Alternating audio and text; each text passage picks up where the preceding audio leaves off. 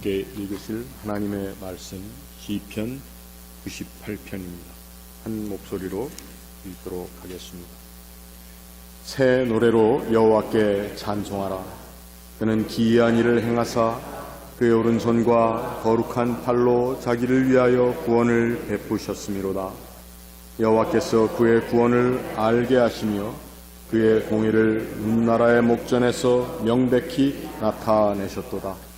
그가 이스라엘의 집에 베푸신 인자와 성실을 기억하셨으므로 땅끝까지 이르는 모든 것이 우리 하나님의 구원을 보았도다. 온 땅이여 여호와께 즐거이 소리칠지어다. 소리내어 즐겁게 노래하며 찬송할지어다.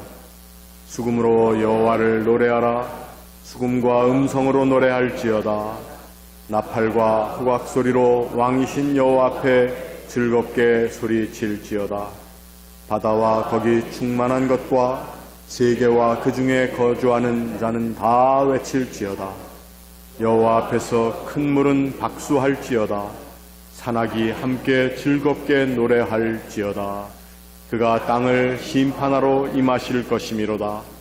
그가 의로 세계를 판단하시며 공평으로 그의 백성을 심판하시리로다. 아멘. 오늘은 새 노래의 이유라는 제목으로 같이 은혜 나누기 원합니다. 제가 좀 된 이야기인데 기사를 한번 읽은 적이 있습니다. 이 5살짜리 여자아이가 선생님한테 가서 물었습니다. 선생님, 어떻게 하면 어른이 될 수 있어요? 그래서 선생님이 참 갑자기 한 질문에 당혹스러웠습니다. 그래서 그냥 국립 끝에 한 말이, 글쎄 한 20살 되고 나서 어른이 되는 거 아닐까? 이렇게 얘기를 했는데, 그 말을 듣고 있던 옆에 있던 5살짜리 남자아이가 이렇게 답을 했습니다. 어린아이가 되고 싶어 라고 생각했을 때가 아니에요 라고 얘기를 해줬습니다. 이 선생님이 그 글을 소개하면서 정말 우리가 그럴지 모르겠다 라고 글을 마무리했습니다. 이 아이일 때는 빨리 어른이 되고 싶고, 또 어른이 되면은 아이가 되고 싶고, 더 젊어지고 싶은 생각이 들게 되죠. 아마도 나이를 먹으면서 한 해 한 해 새롭고 신기하고 기쁘고 흥분되는 일들이 점점 없어지는 것도 사실입니다. 그래서 어떻게 보면 다시 어려지고 싶다라는 마음이 들 때 우리는 그 어릴 때 겪었던 새로움과 신선함과 또 그 풋풋함이 그리운 거인지도 모르겠습니다.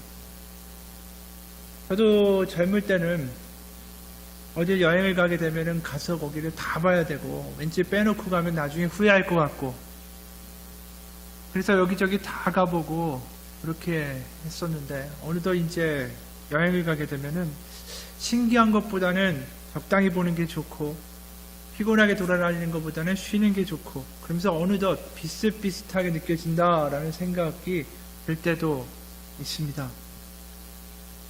나이를 먹는다는 특징이 다른 것이 아닌 것 같습니다.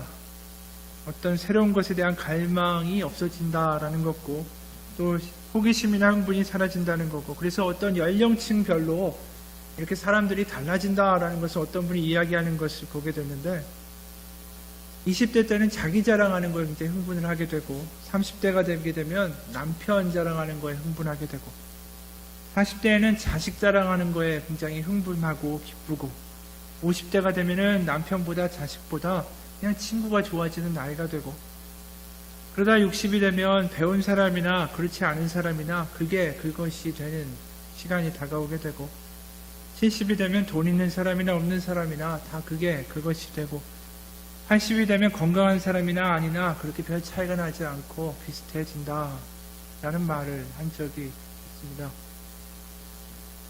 세월이 갈수록 뭔가 이렇게 기대되고 자랑하고 흥분하고 이야기할 것이 사라지고 점점 비슷해진다라는 거죠.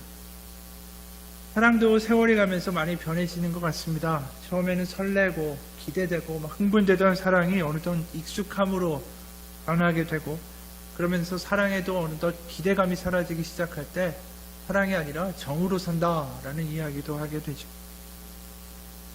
신앙도 그런 것 같습니다. 처음에 첫사랑이 있고 아주 뜨겁게 사랑하고 하나님 정말 감동입니다 라고 살다가 어느덧 익숙해지는 신앙생활이 되기도 한다라는 것이죠. C.S. 루이스라는 작가는 이렇게 얘기를 했습니다. 실로 지옥에 이르는 길은 점진적인 길이다. 다시 말해서 급회전하는 것도 없고 이정표도 없고 표지판도 없는 부드럽고 완만한 길이다 라고 이야기를 했죠. 그렇게 열렬함을 잃어버리고 뜨거움을 잃어버리고 어느덧 그렇게 습관적이고 직분에 따라 사는 것이 우리의 생활, 우리의 신앙생활에 많은 자리를 차지해 버릴 때도 있다라는 것입니다. 뭔가 마음에 와닿는 것, 뭔가 새로운 것이 없어지게 될 때 우리의 신앙도 마치 우리가 나이 먹는 것처럼 늙어버리게 되는 거죠. 그렇기 때문에 오늘 시편의 기자가 찬양하는 이 시편의 첫머리에 그 눈에 띄는 단어가 있는지도 모르겠습니다. 그는 1절에 이렇게 얘기하죠. 새 노래로 여호와께 찬송하라. 그는 기한 일을 행하사 그의 오른손과 오른팔로 자기를 위하여 구원을 베푸셨음이로다. 이 시편의 기자가 새로움을 이야기합니다. 새 노래를 이야기합니다. 그는 늘 성전에 가서 기도하고 율법이 정말 꿀송이보다 달다라고 말하던 사람입니다. 여호와에 대한 간증도 많고 이야기도 많던 그가 다시 새 노래를 부르고 있다라는 거죠. 그가 이렇게 새 노래를 부르게 되는 계기는 무엇일까? 신앙에서 새로움이 등장하는 어떤 계기는 무엇일까? 오늘 이 시편의 기자는 바로 하나님의 일하심을 경험했다라고 고백합니다. 어떻게 보면 습관적인 삶에서 신앙에서 하나님이 일하시고 살아계시고 함께 하신다. 뭔가 감동한 일이 생겼다라는 거죠. 오늘 본문에 나와 있지 않지만 새 노래로 여호와께 찬송하라. 그 다음에 왜냐하면이라는 말을 집어넣을 수가 있습니다. 그래서 1절부터 3절까지를 읽어보면 새 노래로 여호와께 찬송하라. 왜냐하면 그는 기한 일을 행하사 그의 오른손과 거룩한 팔로 자기를 위하여 구원을 베푸셨음이로다. 새 노래로 여호와께 찬송하라. 왜냐하면 여호와께서 그의 구원을 알게 하시며 그의 공의를 문나라의 목전에서 명백히 나타내셨도다.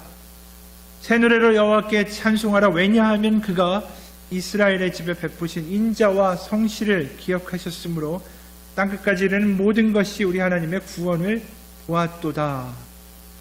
이 새 노래의 근거라는 것이 왜냐하면이라는 이 세 번에 걸치는 왜냐하면이라는 그 다음에 나타나는 이유 때문이다라는 것입니다. 그리고 그 왜냐하면이라는 뒤에는 아주 생생한 동사가 튀어나오고 있다라는 거죠. 구원을 베푸셨다, 명백히 나타내셨다, 우리가 보았다라는 것입니다. 뭔가 눈으로 귀로 자기 생동감 있게 경험한 뭔가가 존재한다라는 것입니다. 바로 익숙한 신앙을 벗어나는 길은 바로 여호와께 새 노래를 부른다. 왜냐하면이라는 이 왜냐하면이 존재해야 한다라는 것이죠. 만약에 우리가 새 노래를 부를 수 있다면 그것은 왜냐하면 그 뒤에 어떠한 고백을 담을 수 있을까? 바로 이 왜냐하면 뒤에 붙일 말이 우리 신앙 가운데 사라지기 시작할 때 우리의 신앙은 새 노래가 아니라 옛 노래가 되어버린다라는 것입니다. 익숙한 습관, 그리고 습관에 따른 신앙생활이 되어버린 것입니다. 뭔가 왜냐하면 그분이 나에서 일을 하신다. 왜냐하면 내가 그분을 보았다. 왜냐하면 그분이 뭔가 나에게 나타내셨다. 이런 생생한 간증이 바로 새 노래를 만들고 있다라는 거죠. 이 새롭다는 형용사는 노래에만 붙어있는 것이 아닙니다. 우리가 이미 잘 알고 있는 것처럼 예수님이 말씀하셨죠. 너희에게 새 계명을 주노니. 또 요한계시록에서 우리가 알고 있는 바로 종말의 때에 도래하는 것을 우리가 알고 있습니다. 새 하늘과 새 땅이라는 거죠. 하나님의 놀라운 일들을 이야기할 때마다 새롭다라는 이야기를 합니다. 바로 예수님이 이 땅에 오시고 하나님이 일하시고 그것을 또다시 종말 가운데 하나님 완성하실 그것을 기록할 때 새롭다라는 말이 많이 쓰였다라는 것을 우리는 보게 되는 거죠. 우리 가운데 새롭다라는 것은 비단 이렇게 하나님이 하신 일, 하실 일 그것뿐 아니라 우리의 삶의 순간순간마다 경험될 수 있는 하나님의 다가오심이기도 때론 합니다. 우리가 익숙하게 살고 있는 삶 가운데 어느덧 하나님이 갑자기 불쑥 찾아오실 때가 있죠. 아프리카의 마사이족을 선교하는 안차노 선교사라는 분이 있습니다. 그분이 이런 이야기를 했습니다. 어느 날 기도를 마치고 돌아서려는데 조그만 마사이족의 어린아이가 뒤에 있어서 움찔했다. 아니 너 누구냐? 왜 아침부터 사람들이 몰래 서 있다 이렇게 놀라게 하니? 상쾌한 아침 공기가 왠지 그 퀴퀴한 냄새와 마사이족이 늘 뿌리고 다니는 그런 소똥의 냄새로 급격히 대체되었다. 어린아이의 온몸에는 소똥이 붙어 있었고 그을음에 찌른 아주 매스꺼운 냄새가 나고 있었다. 사실 이런 모습에 선교를 하면서 많이 익숙해지긴 했지만 그날 아침에는 이상할 정도로 화가 나기 시작했다. 왜 왔어? 왜 온 거니? 뭐 때문에 왔어? 정말 짜증이 많이 났다. 좋은 아침이 완전히 엉망이 되어버린 것 같은 기분이었다. 아이는 너무나 당황스러워하면서 멍하니 내 얼굴을 바라보았다. 사실 나는 이런 아이들을 정말 가끔 만나고 경험하게 되는데 학교에서 영어와 스와힐리어를 배운 아이들은 그 가정의 대변인이 되기 마련이다. 그래서 많은 부탁을 하기 위해서 나를 찾아오곤 하는데 그 아이도 그런 부류일 거다라고 지레 짐작을 하고 짜증부터 낸 것이었다. 아이는 눈물을 뚝뚝 흘리기 시작한다. 나는 조금 미안한 마음이 들어서 부드러운 음성으로 9시에 사무실로 와서 부재와 행정을 담당하는 그 목사님을 만나렴. 내가 이야기를 잘해놓을게 라고 말하면서 돌려보냈다. 그리고 문을 닫고 들어오는데 아내가 누가 찾아왔느냐라고 물었다. 아무것도 아니야. 뻔하지 뭐. 또 도와달라는 거겠지. 우리가 은행인가 뭐 자선단체인가. 정말 짜증이 난다 아침부터. 그런데 아내는 문을 열고 밖을 내다보면서 아니 제프리잖아. 제프리 너 왜 이런 아침부터 우리를 찾아온 거니?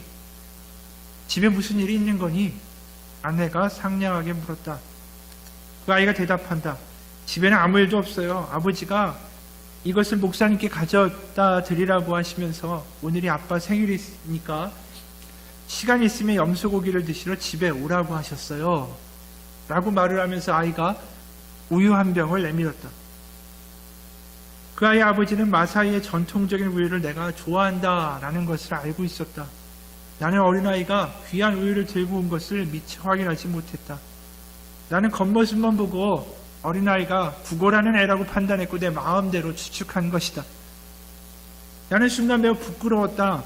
아내는 아이를 데리고 와서 따뜻한 우유와 빵을 내주었다. 그런데 아이는 빵을 맛있게 먹다가 절반 정도를 남기더니 주머니 속에 넣는 것이 아닌가. 그러고는 잘 먹었습니다. 그럼 갈게요. 라고 하면서 돌아가려고 했다. 나는 아이에게 너 왜 빵을 다 안 먹고 주머니에 넣었니? 라고 물었다. 아이가 놀란 표정을 지으면서 잘못했어요. 하지만 저는 빵을 훔치지 않았어요. 사모님이 주신 거예요. 아이는 똑똑 눈물을 흘리기 시작했다. 내가 알고 있다고 말하면서 괜찮다라고 다독이니까 아이가 울먹이면서 말했다. 제 동생이 많이 아파요. 빵을 먹는데 동생 생각이 났어요. 사실 목사님께 드리는 우유는 동생 몫이었는데 아빠가 목사님 드리라고 해서 가져온 거예요. 그 이야기를 듣는데 순간 나의 숨이 콱 막혔다. 우유 한 잔 배불리 먹지 못하면서 목사라고 나를 기억하고 감사히 여기는 마음으로 동생 것을 가져다주는 모습에 가슴이 무너지는 것 같았고 목이 메었다. 나는 방으로 들어가서 연필과 노트와 빵과 사탕과 장난감 등을 보자기에 담아주면서 말했다. 내가 잘못했다. 이거 가지고 가렴. 그리고 아빠한테 전해라. 내가 감사히 여긴다. 라고 말이야. 그리고 오늘 내가 너희 집에 간다고 꼭 말씀드리렴. 나는 총총히 멀어지는 아이의 뒷모습을 보고 내 자신에게 물었다. 너 선교사 맞니? 마사이의 풍습을 깊이 이해하지 못한 채 벌거벗은 아이만 보고 순수한 아이를 교회에서 나가라고 했던 그런 나다. 상쾌한 아침에 기분을 망쳤다는 이유로 아픈 동생이 먹을 우유를 가지고 온 아이에게 짜증을 내는 나다. 내 형제들아, 믿음을 너희가 거저받았으니 사람을 외모로 취하지 말라라는 분명한 말씀조차도 순종하지 못하는 나다. 그런데 하나님은 왜 나를 선교사로 부르셨는가? 이런 순전한 아이들을 보면서 나를 진정한 선교사로 만들어가고자 하심도 그런지도 모른다. 부끄러웠지만 선교사로서 내가 알지 못하고 그릇 행했던 것을 고침받고 회개했다. 바로 제 안에 선한 것이 하나도 없습니다. 그것이 나의 고백이었다. 그리고 하나님 일에 쓰임받는 것이 무엇인지 깨닫는 순간이기도 했다. 선교사라고 했지만 정말 신앙과 믿음이 좋은 것 같지만 바로 이분에게도 생활이 습관적일 수 있고 신앙이 관습일 수가 있다라는 거죠. 매일 뻔한 말로 다가오는 원주민들에게 습관적으로 기계적으로 이야기할 때도 있다라는 것입니다. 그러나 그런 습관 가운데 어느덧 새로움이 찾아온 거죠. 이 아이를 통해서 하나님은 이 선교사님의 마음 가운데 놓고 하셨습니다. 그리고 그곳에서 하나님의 다가오심과 깨닫게 하심을 경험하죠. 바로 익숙함과 습관이 깨어진 그곳에 바로 그 고백이 등장합니다. 제 안에 선한 것이 하나도 없습니다. 바로 이것이 이 선교사님에게는 새로운 노래였다라는 거죠. 오늘의 시편 기자도 익숙한 삶을 살았을지도 모릅니다. 어려서부터 제사했을 거고 어려서부터 그 여호와 하나님을 안다라고 말할 수 있는 사람이었겠죠. 매일매일 번제를 드리고 성전에 찾아가고 그런 그에게도 새로운 찬양이 새로운 노래가 필요했다라는 것입니다. 이제 그는 새 노래를 부르면서 자신이 사라지고 온 세상과 온 피조물을 보면서 그곳에 하나님이 계시다라는 이야기를 하기 시작을 합니다. 어려서부터 예배하고 제사하고 그렇게 알던 하나님을 넘어서서 어느덧 보고 만지고 감동하는 하나님으로 다가오기 시작을 한 거죠. 그러면서 그 새로운 찬양으로 새로운 노래로 세상 가운데 외치기 시작합니다. 온 땅에 여호와께 즐거이 소리칠지어다. 소리내어 즐겁게 노래하며 찬송할지어다. 수금으로 여호와를 노래하라. 수금과 음성으로 노래할지어다. 나팔과 호각소리로 왕이신 여호와 앞에 즐겁게 소리칠지어다. 바다와 거기 충만한 것과 세계와 그 중에 거하는 자는 다 외칠지어다. 여호와 앞에서 큰 물은 박수할지어다. 산악이 함께 즐겁게 노래할지어다. 그가 땅을 심판하러 임하실 것이미로다. 그가 의로 세계를 판단하시며 공평으로 그의 백성을 심판하시리로다. 그가 새 노래를 부르면서 더 이상 과거의 습관적인 신앙의 이야기를 하지 않습니다. 자신의 생각과 자신의 습관, 자기 중심의 이기적인 판단도 없고 어느덧 시편 기자의 마음은 하나님으로 가득 차 있다라는 것을 발견하죠. 각절의 모든 대상이 오직 여호와뿐입니다. 여호와 하나님을 찬양하라. 여호와 하나님 앞에 외칠지어다. 여호와 앞에 박수할지어다. 여호와 앞에 소리칠지어다. 여호와 앞에 노래할지어다. 모든 자연 가운데 세상 가운데 하나님이 보이기 시작합니다. 그가 새 노래를 경험하자마자 그에게는 하나님은 다른 하나님으로 다가오기 시작했다라는 것이죠. 어느 암에 걸렸던 분이 암의 투병 가운데 이런 고백을 합니다. 하나님 앞에 무능한 내 모습을 인정했을 때 세상도 간 곳이 없고 나도 간 곳이 없고 오직 십자가에 계신 주님만 보였습니다. 주님은 저렇게 두 팔을 벌리시고 나를 기다리고 계셨습니다. 드디어 나는 모든 집착에서 벗어나 주님께 돌아올 수 있었습니다. 그동안 나를 방해하던 자아가 깨어지고 하나님의 사랑이 나를 감싸고 있었습니다. 내 속에 큰 변화가 일어났습니다. 남편과 나를 둘러싸고 있던 모든 것이 다르게 보이기 시작했습니다. 예전에 그토록 사랑스럽게 느끼던 것이 이제 아무 의미가 없어지고 의미 없던 것들이 귀중한 보석처럼 느껴지기 시작했습니다. 하늘 색깔도 예전과 다르고 공기 냄새까지도 달라졌습니다. 바로 하나님 가운데 새로움을 경험하게 되니까 아내와 남편과 아이들과 나를 사랑하고 믿어주는 모든 이들이 다르게 보여지기 시작하고 당연한 것이 아니다라는 것을 경험하게 되었다라는 거죠. 우리에게도 필요한 것이 다른 새로움이 아니라 바로 예수 그리스도의 십자가가 과연 무엇인가에 대해 우리가 새롭게 경험할 수 있어야 한다라는 것입니다. 왜 하나님이 우리를 사랑하셔야 할까? 왜 나를 사랑하셔야만 할까? 왜 독생자를 죽여서 우리를 위하여 보내주셔야 하고 십자가에 매달아 고통스럽게 죽이셔야 했는가? 바로 그분의 사랑이, 그분의 희생이 나에게 다시 한번 경험되기 시작할 때, 그리고 고난 가운데도 나와 함께 하시는 바로 하나님이 경험되기 시작할 때, 그래서 왜냐하면이라는 말이 자신 있게 나오기 시작할 때 우리는 새 노래를 부르게 된다라는 것이죠. 새 노래를 부르는 사람들이 등장하기 시작할 때 교회는 달라지기 시작합니다. 바로 왜냐하면 그곳엔 감동이 있고, 왜냐하면 습관적으로 살 수 없고, 왜냐하면 주님이 나의 주인이 되신다는 고백 때문이라는 것이죠. 어떤 부부의 이야기입니다. 아기 심장이 뛰지 않습니다. 바로 의사에게 이 이야기를 들을 때는 첫 아이를 가진 지 11주하고 4일 만의 일이었다. 내 생에 가장 큰 슬픔이 찾아온 날이기도 했다. 나는 단 한 번도 아기를 그렇게 잃게 될 것이라고는 생각하지 못했다. 잘해준 것보다 못해준 게 더 많아서 한없이 그 아이에게 미안했다. 그래서 한참을 울고 또 울었다. 누구의 이야기도 나에게 전혀 위로가 되지 않았다. 그날 아침에 신랑이 적어놓은 작은 쪽지가 보였다. 하나님 우리에게 선한 뜻을 가지고 계시며 정죄 대신 구원을 주시고 후회 대신에 회개를 허락하신다 라는 말이 적혀 있었다. 다음날 죽은 아이를 자궁에서 빼내는 수술할 때까지 이상하게 그 생각이 내게 머릿속에 맴돌았다. 그리고 나는 작은 글씨에 반응하기 시작했다. 그리고 눈물 속에서 기도하기 시작했다. 수술하는 날 신랑은 두 손을 꽉 잡아주며 이 말씀을 같이 암송하기 시작했다. 여호와는 나의 목자시니 내게 부족함이 없으리로다. 희한하게 그 순간의 말씀 그대로 바로 내게 그리고 신랑에게 하나님의 측량 못할 큰 위로가 임하기 시작했다. 그렇게 기도를 하고 아이와 작별 인사를 하고 신랑과 나는 두 손을 함께 잡고 하나님께서 우리에게 그동안 이 아이를 통해 허락하셨던 기쁨, 바로 그 기쁨에 감사했다. 고통 중에서도 평안과 감사를 누리게 하시는 하나님의 섭리를 바로 우리는 경험했다. 바로 여호와는 나의 목자시니 내게 부족함이 없으리로다. 습관처럼 읽었던 시편의 고백이 바로 삶 가운데 숨쉬기 시작합니다.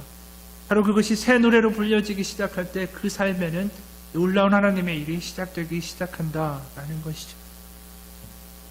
바로 우리들 삶 가운데 그러한 일이 있는가 우리는 한번 생각해 볼 필요가 있다라는 거죠. 습관적인 신앙이 아니라 바로 하나님의 말씀이 어느덧 나에게 다가와서 그것이 새 노래가 되기 시작하고 바로 그 하나님의 말씀이 믿어져서 하나님이 선하시기 때문에 내가 새 노래로 찬양합니다.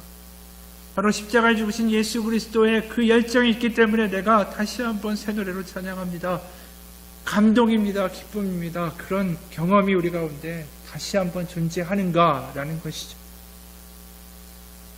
어느 목사님이 젊은 시절에 치유의 은사를 받았습니다. 교회에 정말 놀라운 치유가 일어나기 시작했다라는 거죠. 그렇게 치유가 일어나고 또 회복이 일어나고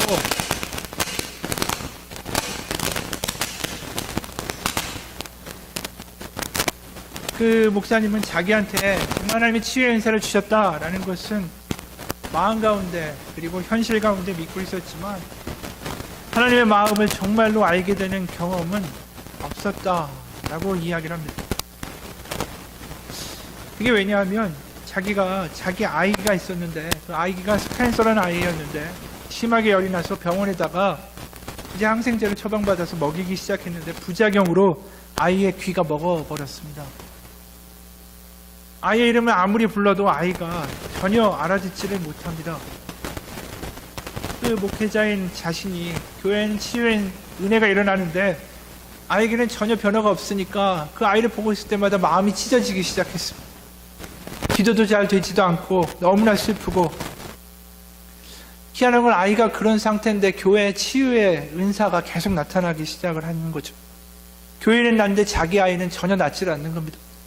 그러게 1년이 지나가고 어느덧 이 자는 아이의 얼굴을 보면서 아버지로서 자기가 통곡하기 시작했습니다. 하나님 차라리 저의 귀를 저 아이에게 주시면 안 됩니까? 제가 저 아이를 그렇게 사랑합니다. 근데 그때 성령님이 그 마음 가운데 음성을 주셨습니다. 내가 그래서 나의 아들을 너에게 주었다. 그러면서 이사야 53장의 말씀이 가슴에 요동치기 시작했습니다. 그가 채찍에 맞음으로 우리가 나음을 입었도다. 바로 내가 너 대신에 죽으러 왔고 이제 바로 내가 채찍에 맞음으로 너와 너의 아들이 나을 것이다 라는 그 말씀으로 들리기 시작을 한 거죠. 더 이상 글씨로서가 아니라 그것이 그 순간 감동으로 다가오기 시작했습니다. 그러면서 새로운 노래를 찬양하기 시작한 거죠. 왜냐하면 바로 그가 채찍에 맞음으로 내가 나음을 입었다라는 고백이 마음 가운데 믿어지기 시작했기 때문입니다. 그러면서 노래하기 시작했습니다. 찬양하고 기도하고 노랫소리가 점점 커지면서 정말 예수님이 오셨구나, 예수님 때문에 나을 것이다 라는 믿음이 더 확실해지기 시작하고 마음의 슬픔과 우울함이 없어지기 시작했습니다. 그러면서 어느덧 아이에 대한 기도 대신에 아이를 고쳐주셔서 감사합니다라고 기도하며 찬양하고 있었는데, 그때 그 아이 스펜서가 돌아 누우면서 아빠에게 말했습니다. 아빠 너무 시끄러워요. 잠도 못 자게 왜 그렇게 그래요? 아빠가 놀랬죠. 아니, 내 음성이 들린다고? 아빠가 노래를 너무 크게 불러서 잠을 못 자겠어요. 제발 좀 조용히 좀 해주세요 라고 아이가 말을 합니다. 이 목사님에게 어떻게 보면 그가 채찍에 맞음으로 우리는 나음을 입었도다 라는 말은 그냥 글씨였는지 모릅니다. 성경에 적혀있는 인쇄된 글씨가 아니라 그것이 자신에게 다가오기 시작할 때 그는 새 노래를 부르기 시작했다라는 거죠. 우리의 삶 가운데 새 노래를 부를 수 있는 것은 하나님의 말씀이 우리 가운데 요동치기 시작할 때라는 것입니다. 우리가 새 노래를 부를 수 없다면 우리는 옛 신앙에서 벗어나지 못합니다. 신앙이 익숙해지고 감동이 없고 습관적으로 예배하기 시작한다라는 거죠. 바로 예배는 새 노래를 부를 때입니다. 하나님이 우리에게 요구하시는 것은 새 노래를 부를 수 있는 믿음이 되기 원하신다라는 거죠. 제가 주님의 선하심을 믿습니다. 주님의 십자가를 믿습니다. 하나님의 말씀을 믿습니다. 하나님의 약속을 믿습니다. 이것은 글씨가 아니라 저를 향한 하나님의 약속이기 때문에 저는 이 시간 찬양합니다. 우리도 다시 한번 어렵지만 새 노래를 부르기 원합니다. 익숙한 믿음이 깨어지고 정말 하나님의 말씀 때문에 감동돼서 왜냐하면이라는 것에 답할 수 있을 때, 바로 그런 예배가 될 때, 그래서 우리 같이 손잡고 새 노래를 부르기 위하여 예배에 나아갈 때 바로 그 공동체는 새로운 공동체가 된다라는 거죠. 우리의 삶이 언제 끝이 날지 모릅니다. 만약에 오늘 드리는 우리의 예배가 마지막이라면 하나님께 도대체 어떤 마음으로 찬양할까요? 나의 찬양은 도대체 어떤 찬양일까요? 내가 할 일은 바로 새 마음으로 찬양하는 것입니다. 하나님의 말씀으로 찬양하는 것입니다. 하나님의 약속으로 찬양하는 것이고 예수 그리스도의 십자가로 찬양하는 것입니다. 그렇게 찬양하고 새 노래를 부르다 보면 어느덧 나의 문제도 사라지고 나도 작아지고 나의 현실도 사라지고 그곳에 놀라운 하나님의 역사를 고백하는 감동이 있게 된다라는 것이죠.